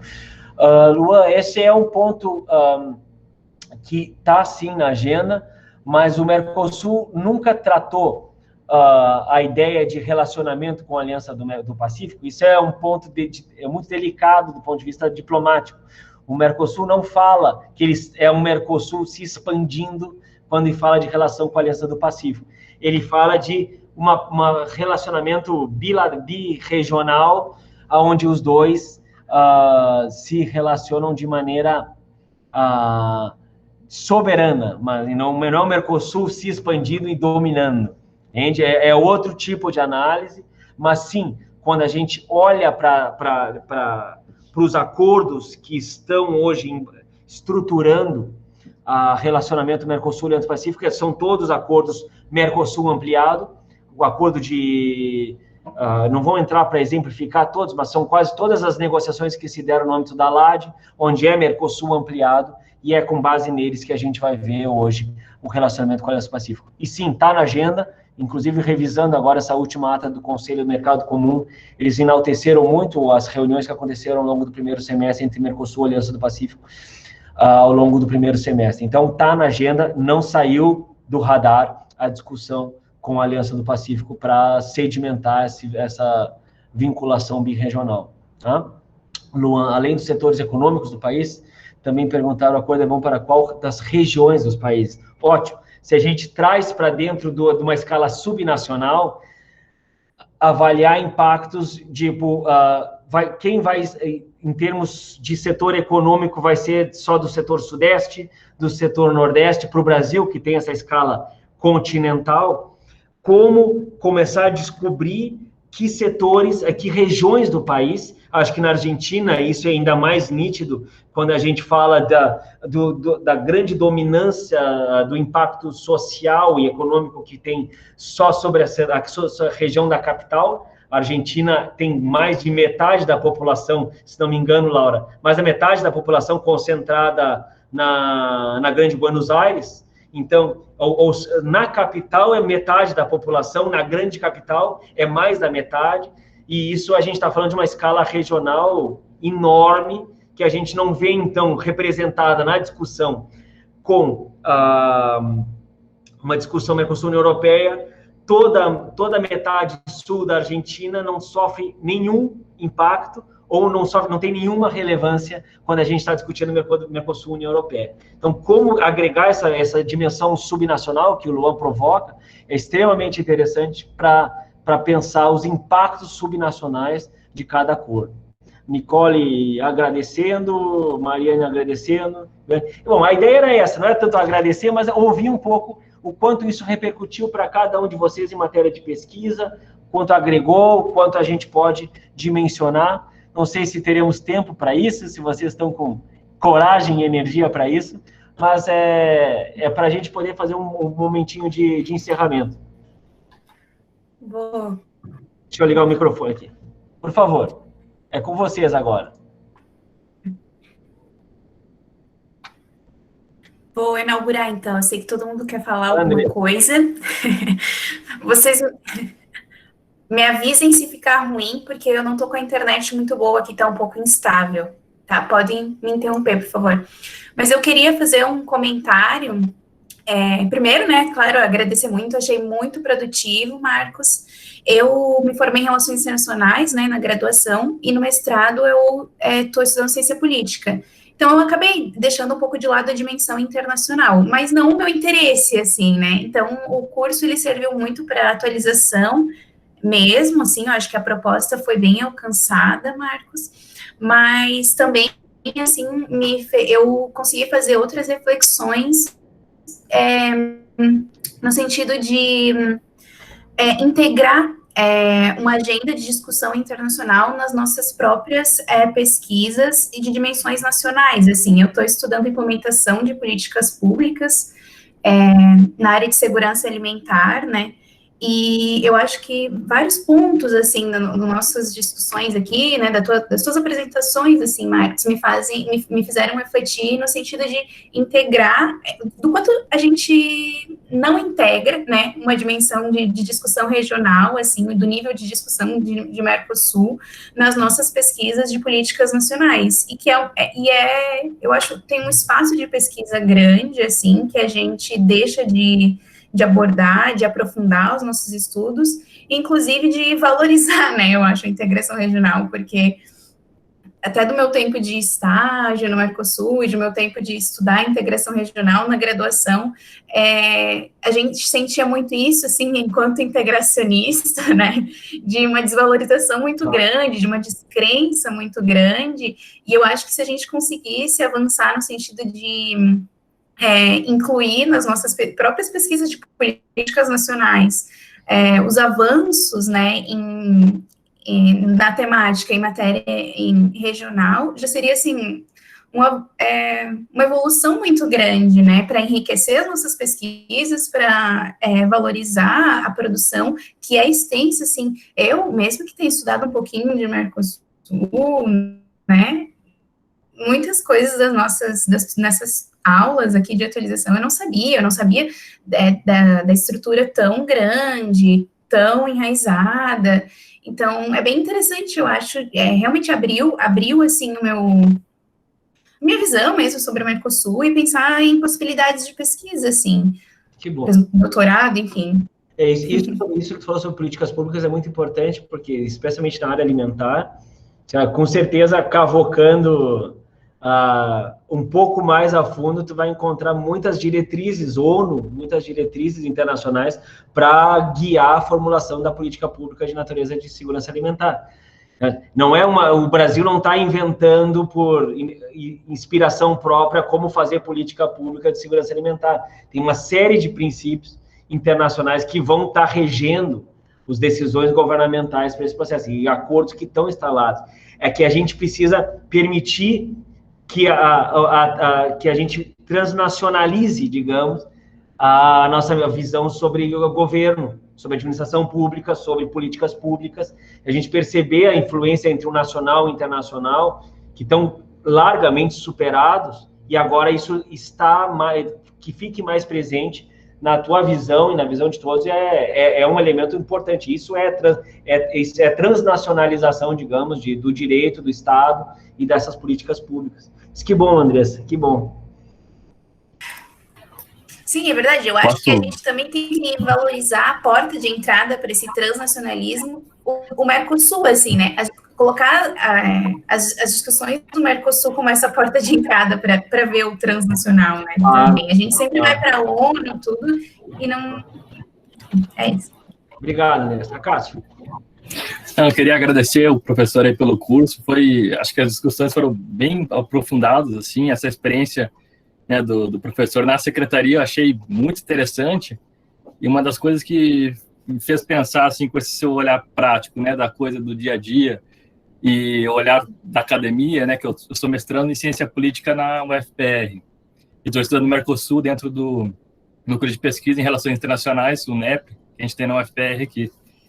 E uma das coisas que me chamou muita atenção quando eu estava lendo os textos, assim, para pegar um pouco da dinâmica do Mercosul, é essa questão desses marcos temporais, né, do Mercosul pós-hegemônico, pós-liberal, e aí sim um debate sobre dimensão social e participação em política.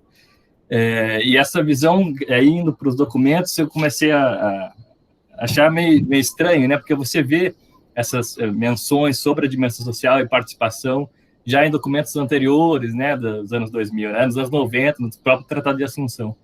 E essa crítica que o senhor faz, eu acho que é muito interessante tentar incorporar nos trabalhos. E o outro ponto também seria esse papel da burocracia do Mercosul para a continuidade, né? Agora, a gente tem o Bolsonaro e o Fernandes na Argentina, né? Parece que caiu uma grande névoa aí de pessimismo, né, com relação à integração. Mas essas aulas foi muito interessante para mostrar que não, né? Que o processo está forte, está tendo decisão, está tendo, né, debate. Balança, mas não cai. Balança, mas não cai, exatamente. Então, foi o título para um artigo. Balança, mas não cai. Mercosul, 30 anos. Mas muito bom. Tem que ser verdade. Isso, especialmente da tua área da tua área de ciência política, tem as pesquisas têm muito essa tendência de criar esses selos, dar nomes a períodos regionais. Acho que a gente conversou isso também com o André, né? Com o André que está aqui visualizando, quando a gente começava, ele tentava fazer uma análise também do direito, os tempos que leva cada período de incorporação dos tratados. E aí tentava demarcar isso dentro dos períodos hegemônicos de uma ideologia. Quanto tempo leva para um país que está em prosperidade econômica? Quanto tempo leva para um país que está num período pós-hegemônico? Então, tu tenta usar esses rótulos que, quando a gente vê um funcionamento de uma burocracia, digamos, não tão suscetível a essas decisões políticas, a coisa continua uma linha condutora que funciona a despeito de todos esses consensos. E isso a gente vê que quem conhece esses funcionários do Ministério do Trabalho e da Educação que trabalham com a área do Mercosul estão lá há 30 anos. Respondem a chefes diferentes, mas eles são os que estão conduzindo essa região, essa discussão, e estão impulsionando esse processo desde o seu princípio, e estão gerando resultados desde esse princípio. Esse burocrata, que não é da organização internacional, são os nossos representantes dentro do Estado, de cada um dos nossos países, esses continuam trabalhando, e esses não são tão suscetíveis a essa discussão dos momentos políticos, digamos. Muitas vezes, sim. Muitas vezes vem uma orientação, uma diretriz, dizendo esse tipo de ata não é para levar adiante, esse tipo de consenso tu não vai assinar. Mas em temas muito secundários, ou em temas muito estratégicos para aquele período. Né? Mas que bom que foi útil também para a área da ciência política aí contigo, Cássio.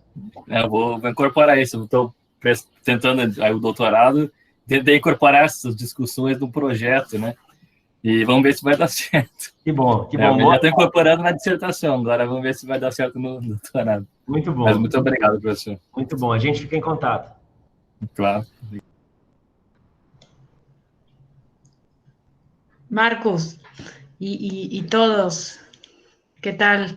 Bueno, yo quería agradecer también, igual que todos, por las clases. Bueno, fueron, creo que es imposible profundizar todo en 8 clases, pero creo que fueron muy profundas y muy interconectadas los contenidos y los conceptos. Eso creo que es lo que rescato, obviamente, de todo este curso. Y además, lo que se quiera profundizar, tú enviaste un material muy interesante. Entonces, eso también nos ayuda a quien quiera profundizar más en cada área, ¿no?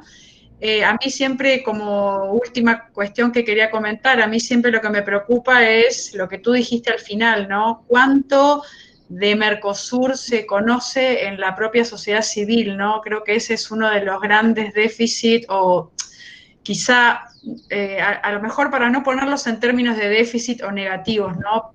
Es importante ponerlo a lo mejor en un aspecto más positivo, ¿no? Quizá ese creo que es el gran déficit o el gran, desafío que tiene el Mercosur para el futuro, ¿no? Tratar de llegar un poco más a la sociedad civil, tratar de que la sociedad civil pueda involucrarse un poco más en el mismo proceso, ¿no? Para que se puedan obtener y se puedan visualizar más los beneficios de estar inmersos en un proceso de integración. Creo que eso es lo que más me ha preocupado en todos estos años que vengo estudiando el proceso de integración. Pero bueno, muchas gracias y ojalá, yo estoy a disposición en la Universidad de La Plata para el que quiera, formar esta red, etcétera. Gracias, Marcos. Gracias a ti, Laura. Gracias por la participación más activa en todas las clases ahí. Y me alegro de escuchar que también tenés um filtro para tentar não falar de Mercosul por la negativa. Creo que si algunos se han dado cuenta, yo pasé casi las 20 horas de curso sin hacer mucha crítica. Es algo de un intento de hacer una mirada menos por la idea de intentar preservar el Mercosur de la crítica, pero más saber que es algo nuestro, es algo público y es algo que merece un poco más de cariño, un poco más de trabajo y menos de crítica gratuita. Entonces, es un camino de trabajo que es mucho de apropiación del Estado, de empoderamiento, digamos, del Estado y del Estado y de los organismos internacionales como un todo, ¿no? Entonces, qué bueno que, no sé si ya tenías eso sembrado, o solo compartimos de la visión, pero eso es un efecto secundario, digamos, del curso que ya queda un poco sembrado para todos, ¿no? Pero gracias, Laura, gracias y vamos a mantener contacto.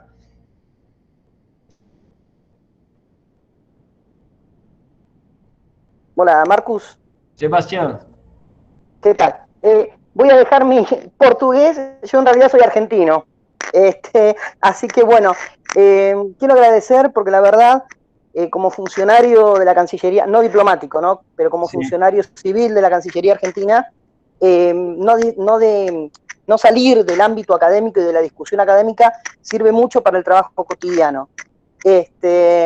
Por eso a mí me interesa mucho la parte institucional, trabajo por ahí, lo conoces, al embajador Zelaya, al ministro Yasiuk, yo trabajo con ellos y para hacer un punto de apoyo en la tarea, tener estas discusiones que se dan en el ámbito académico a nosotros nos sirve mucho, así que, y aparte, particularmente para mi futura tesis de maestría, la parte institucional también. Así que bueno, agradecer y también quedo a disposición para cualquier intercambio. Me alegro. Entonces, ¿en cuál división estás de la Cancillería ahora con Zelaya? ¿Está con? En la Dirección Nacional Mercosur. Dirección Mercosur. Excelente. Sí, sí. Excelente. Tiene un plato lleno el próximo semestre, con los 30 años. Sí, sí. La presidencia argentina. Sí, sí. Buenísimo. Bueno, estamos en contacto para lo que necesites. Apoyo desde acá, de Brasil, de la universidad, de ex funcionario, ex consultor Mercosur ahí, mantener contacto. Con la gente de la representación de Argentina en la CRPM, tengo mucho contacto, mucho aprecio. Donde, si necesitar contacto con ellos también. Bueníssimo. Gente, acho que é isso, né? Podemos dar por encerrado. Eu que agradeço a todos. Vamos avançar pensando em... vocês avancem, sigam seus projetos próprios. Vou tentar ir construindo, com o apoio de vocês, com sugestões de vocês, caminhos para a gente manter algum tipo de conexão, para todo esse trabalho que vocês estão construindo também poder chegar aos demais, do que os outros puderem colaborar. A gente vou agradecer sugestões por e-mail sobre formatos para a gente começar a dar para esse processo. A gente vai conversando e vai mantendo contato. Questões burocráticas de curso, a partir de amanhã eu consigo dar encerramento administrativo no curso na universidade, poder gerar os certificados, aí contabilizar as questões de presença. Vou esperar até o final da semana para gerar as presenças em relação ao encontro de hoje. Eu queria, para aqueles que não geraram a presença no formato... Se vocês repararam no registro de presença, tinha que apertar no botãozinho presente. Alguns não fizeram isso e escreveram presente abaixo. Quem fez isso, que revise e ali aperte, porque senão não vai gerar a questão da presença. Tá? Dá tempo ainda até o final da semana, aí eu deixo para a semana que vem gerar e emitir os certificados. E o meu e-mail vai estar aí à disposição de vocês para a gente manter contato. E aqueles que já contactaram sabem que eu respondo e a gente aprofunda naquilo que a gente tiver possibilidade de colaborar e manter a bola picando. Ano que vem tem Mercosul 30 anos, a gente tem o Mercosul ativo, como vocês viram, e uma agenda de trabalho interessante para quem quiser trabalhar pelo viés do Mercosul, ou a partir das experiências da aula, de como falou a Andressa, incorporar algumas perspectivas que ajudem vocês nesse trabalho, tá bom? Vou encerrar a gravação aqui. Um abraço a todos e obrigado pela presença, pela participação. Ano que vem, acho que teremos uma nova edição. Vamos resgatar aí alguns temas do que a gente não trabalhou, temas que temas que foram atualizados desse ano para cá. E aí a gente vai ficar em contato, tá bom? Um abraço a todos. Estou desligando. Até a próxima.